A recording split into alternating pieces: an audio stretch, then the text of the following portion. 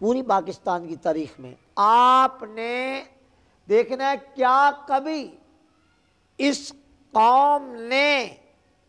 اس issue پر جلوس نکالا کہ لوگ نمازوں کے تارک ہو گئے ہیں لہذا ہم جلوس نکالتے ہیں کہ اہل ایمان تم مساجد کو ویران کیوں کر رہے ہو؟ مسجدیں ویران ہو گئی، نمازی نہ رہے، لوگ سنت کے تارک ہو گئے، اللہ کے محبوب کی سنت کو بھول گئے، غریبوں یتیموں مسکینوں کا خیال نہیں رکھا جا رہا۔ عمرا نے اپنے آپ کو ایک الگ طبقہ شمار کر لیا ہے اور وہ فوش ایریاز میں جا کے بڑے بڑے بنگلے بنا کر رہ کر یہ سمجھتے ہیں اب غریبوں سے ہمارا ناطا کٹ گیا اور اب گویا ہم جنت میں آگے۔ جنت میں کیا؟ جنت الحمقاء میں آگے۔ یہ جنت نہیں ہے، یہ احمقوں کی جنت ہے جسے تم نے جنت بنایا، وہ طبقہ الگ ہوا۔ میں آج کھل کر کہنا چاہتا ہوں پاکستان میں بسنے والے طبقات جو اپنے آپ کو اپر کلاس سمجھتے ہیں، وہ داڑھی کو ٹوپی کو نظر استحسان سے نہیں دیکھتے ہیں۔ ان کے نزدیک مساجد میں جانے والے غریب اور لوئر درجے کے لوگ ہیں، ان کے نزدیک مدارس سے تعلق رکھنے والے چھوٹے اور لوئر درجے کے لوگ ہیں۔ بتائیے کیا اس پر ہمیں احتجاج کرنا تھا؟ ہم نے اپنی پاکستان کی پوری تاریخ کے اندر کبھی کسی صاحب ثروت نے، کسی صاحب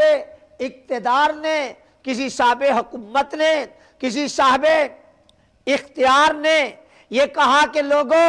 اس پر مارچ کرو، اس پر جلوس نکالو، پاکستان جنت کا خطہ بننا تھا وہ نہیں بن سکا اور ہم نے یہاں جو کرنا تھا وہ نہیں کر سکے۔ ہمارے اندر کا چور اتنا ظالم، اتنا بھیانک، اتنا خطرناک اور اتنا ڈراؤنا ہو گیا ہے کہ ہمیں باقی لوگوں کے بڑے بڑے عیب نظر آنے لگ گئے ہیں اور ہمیں اپنا کوئی عیب نظر نہیں آتا۔ سب سے بڑی اصلاحی کوشش یہ ہے کہ ہم پاکستان کے وفادار رہیں، پہلے اللہ اور اس کے نبی کے جل وعلا و صلی اللہ تعالیٰ علیہ وآلہ وسلم وفادار بنے۔ کلمہ پڑھنے کا مطلب اگر یہ تھا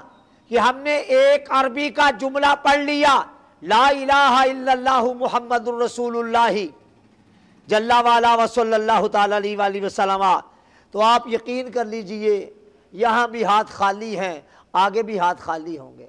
اور اگر کلمہ پڑھنے کا معنی یہ تھا کہ ہم نے اپنا ناطا اللہ سے جوڑنا ہے، دنیا کی ہزار نعمتیں حاصل ہو جائیں، آخر بندے نے مر جانا ہے، نہ بنگلہ ساتھ جائے گا، نہ بیلنس ساتھ جائے گا، نہ آپ کی فیکٹریاں اور کارخانے ساتھ جائیں گے، آپ کے ساتھ اور میرے ساتھ میرے اعمال جائیں گے اور وہی میرے لیے معاون و مددگار ہوں گے اللہ اور رسول کی عطا سے جل وعلا و صلی اللہ تعالی علیہ وآلہ وسلم۔